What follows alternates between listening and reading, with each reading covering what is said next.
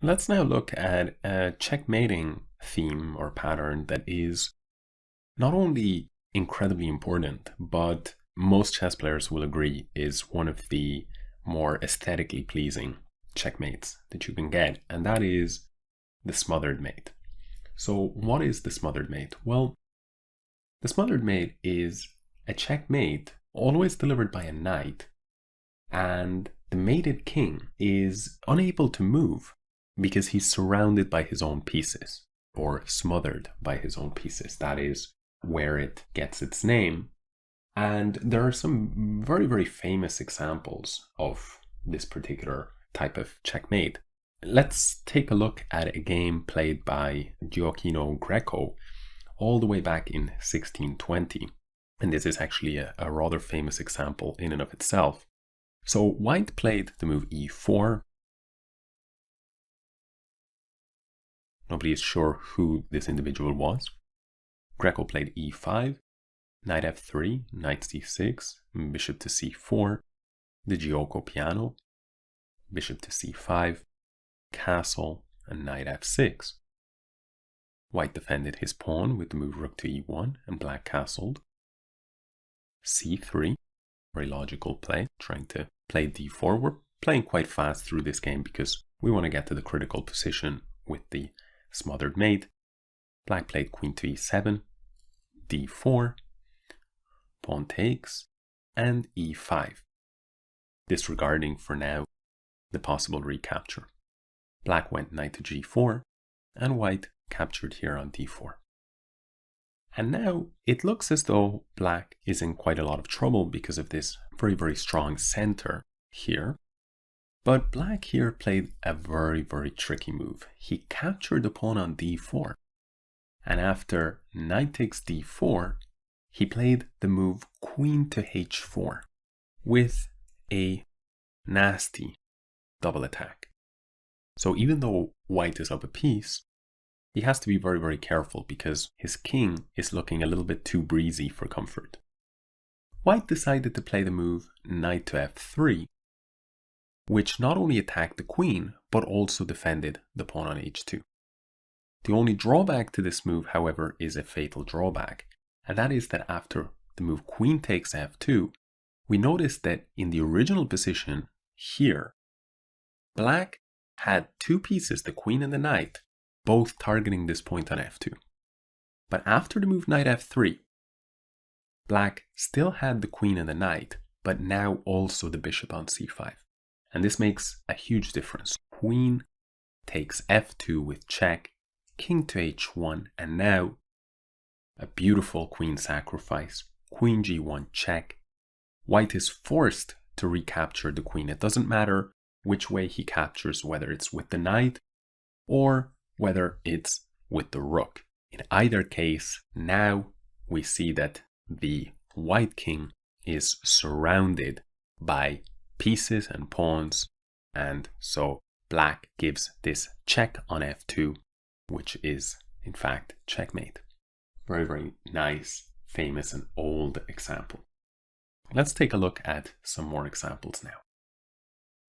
I will show you now actually a very useful little opening trap to be aware of that contains a smothered mate, and that is in an opening called the Budapest Gambit. So let's take a look. White plays the move d4, Black plays knight f6, c4, e5, pawn takes e5, knight to g4. By the way, I should say, this is why it's called a gambit, because after the move e5, White captures the pawn, and now Black has gambited a pawn. He's down a pawn.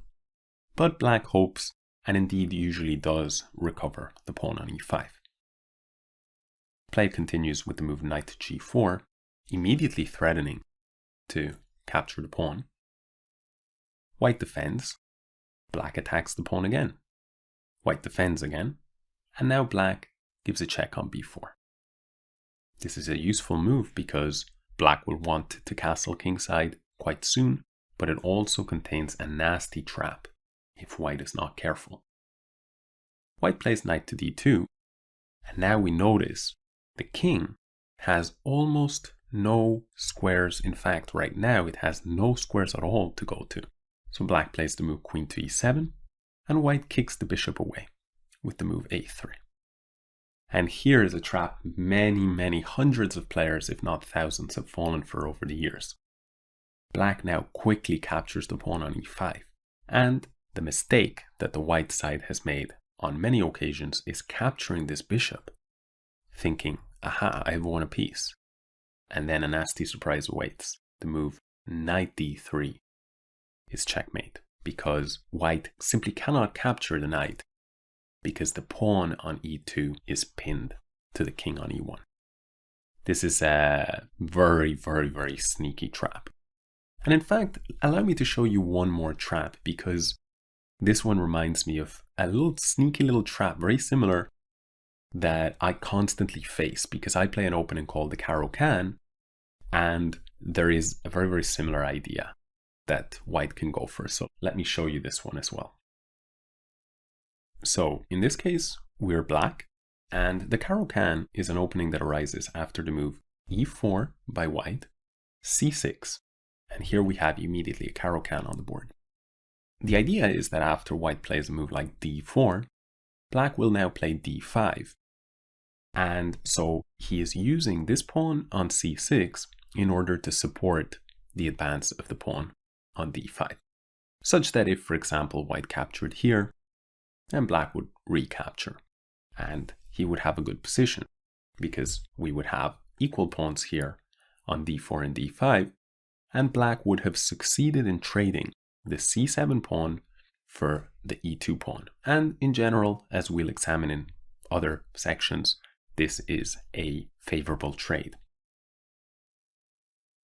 Therefore, most of the time, white refrains from capturing on d5. Here, white plays the move knight d2 in this particular variation.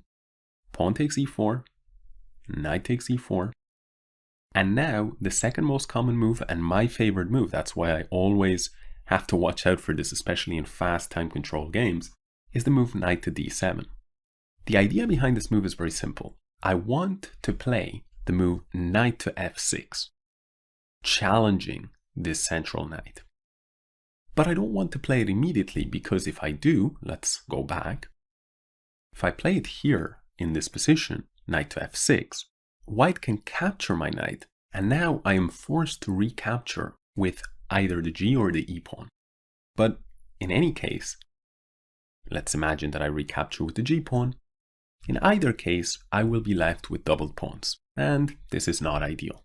In fact, I should say it's absolutely okay to play this. It's a theoretical line, but it's not considered quite as solid of a choice as a move like knight to d7. The thing about this move, though, is we see that the king no longer has any squares to go to. He is surrounded by pieces. And so the sneaky move for white is queen e2, x-raying the king. And now if black proceeds with his plans of knight gf6, and again, extremely similar to the Budapest Gambit trap, white will play the move knight d6, checkmate. Once again, the pawn cannot capture because the king is on the same file as the queen, and therefore the pawn on e7 is pinned. So two very useful traps to be aware of. Now let's take a look at a couple of well-known examples of smothered mates. In this position, the white player is a very famous player from the 19th century, an amazing player called Paul Morphy, an American player. And he has just played the move knight e6 check. And now black absolutely needed to go to e8. After which white has nothing better than to play knight takes c7 with check, king goes back to d8, knight e6 check, king goes to e8, and because white has one rook less, he's down so much material, he has nothing better to do than to repeat. Notice that black must step back to d8, because if he goes to f8, if he plays this move king f8 right now, then after bishop h6, the e8 square is covered by the knight, and the g8 square and g7 squares are both being controlled by the queen, and so it will be checkmate next move. His only move right now is to play queen to g7, but of course white will simply capture. So why did black have to play like this? He's up a rook, right? Let's reverse and let's go back to this position. Why did black have to simply accept that draw? Well, we can actually see if we go after knight e6 check, we can see what happened in the game. Black went king to c8, but in doing so, he stepped into the line of fire. And now Paul Morphy, a brilliant tactician, played the move knight c5 check. Now it's too late for regrets, right? Because if you go king to d8, then queen d7 is checkmate. So black went king to b8, and perhaps he figured, well, now it's just going to be a draw anyway. Knight d7 check, king to c8, and knight c5 check, perhaps, white will draw like this. But in fact, white has much better. He can play the move knight e5 with check, winning the queen, and that should be game over very soon. But Paul Morphy spotted a smothered mate. So instead he played knight b6 check. That's a double check. The queen and the knight are both attacking the king. The king cannot step to d8 because queen d7 is checkmate. So the king goes to b8. But again, very, very typical of smothered mates is a queen sacrifice. Paul Morphy played queen c8 check. Rook takes queen and knight to d7 checkmate. Once again, we see the same pattern. The black king is trapped by his own pieces and pawns surrounding him. Let's move on to the next example. Here, this game was played in New York City in the mid-20th century, and at first the game starts off very innocently with the moves d4, knight f6, knight f3, d5, and a relatively passive setup with e3. c5 was played by black, c4 was played by white. For example, if black were to now play the move e6, we would just have complete symmetry on the board. That's why I say that it starts kind of relatively tame fashion, because, both sides are kind of mirroring each other's play. Having said that, black did not go for the move e6, instead playing pawn takes d4. Knight takes d4 was played, and now black plays ambitiously. He plays the move e5. In fact, I think that black's setup is very good here. White played knight f3, black played knight c6, and now white played the move knight c3. Black pushed the pawn, pawn takes d4, pawn takes d4, knight b5, and notice right now that the king, for now, has two options. But after bishop b4 check, much like we saw in the Budapest Gambit, white plays bishop to d2 and is now blocking one of the possible squares. Black castled, and after bishop takes b4, knight takes b4, white captured the pawn on d4. But he has to be very careful, because if you have seen the section on opening principles, you will know that king safety and development are very, very important concepts. And here we see a king that is not castled, and so he is not very safe, and a bishop that has yet to leave its starting square, and so that makes it difficult for white to complete his development. Black played the move queen to a5, targeting the white king and threatening very dangerous and very strong double checks with the moves knight d3 or knight c2, and so white played the move knight to d2 to make sure that that wasn't an option. But the problem with this was that black had a winning move. He played queen e5 check. Now, with this move, black attacks the knight and attacks the king. We see a double attack. The only way to deal with that double attack is to move knight e2.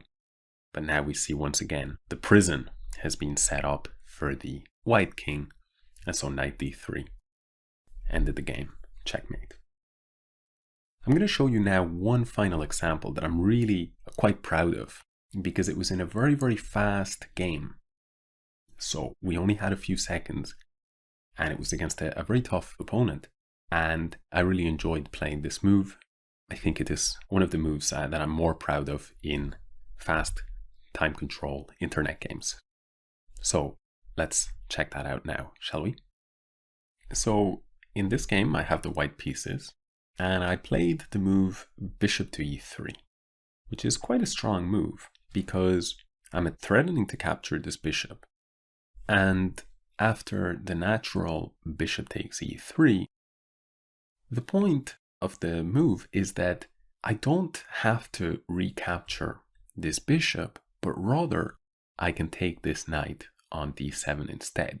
So I played rook takes d7, and now we get a sort of a double attack, but in a kind of an unnatural way, right? A lot of the time, a double attack we think of, forking two rooks or something like this. But here we get a double attack because we were already attacking this bishop on e3, and now we're also threatening to capture on f7. And the problem for black is that after he plays the move bishop to d4, because he absolutely must save his piece, white captures the pawn on f7, black has to play king h8, and now the problem is that black cannot do anything to prevent checkmate after the beautiful move knight to h6. And we see that white is taking advantage of two different ideas. One is that if black captures the knight, let's say he just decides to grab that piece, now the rook and the queen are crashing down on this h7 point, so queen takes h7 is simply checkmate. But if black simply ignores this knight, let's say he plays a move such as rook to f8, then what will white play? Well, this section is after all about smothered mate, so queen g8 should come as no surprise. Queen g8 check, rook takes queen, and again we see the king trapped, locked in by his own pieces. Knight f7 is checkmate.